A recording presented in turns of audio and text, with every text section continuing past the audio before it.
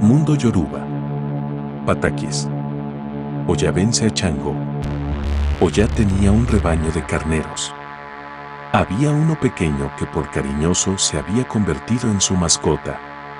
Un día Chango invadió el reino de Oya con un poderoso ejército y ésta corrió a esconderse. El rey del fuego pensó que había ganado fácilmente la guerra, pero no encontró a la soberana por ninguna parte, lo que hizo que se sintiera desconcertado.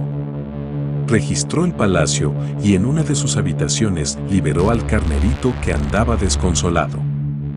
Sorprendido lo siguió hasta un pasadizo que no había visto antes y tras una puerta sintió los pasos de Oya.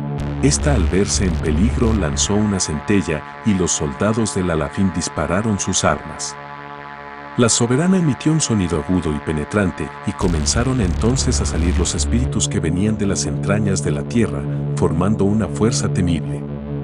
Los invasores temblaron de miedo y su jefe palideció. La organizada fuerza militar se deshizo en segundos por donde mismo había venido. Oya, ahora vencedora, no quiso ver más a los carneros por los que había sido descubierta y los echó de allí. El rebaño siguió los pasos de los hombres de Chango, los que al sentir aquel tropel pensaron que los espíritus los perseguían y corrieron cada vez más rápido, para nunca más volver.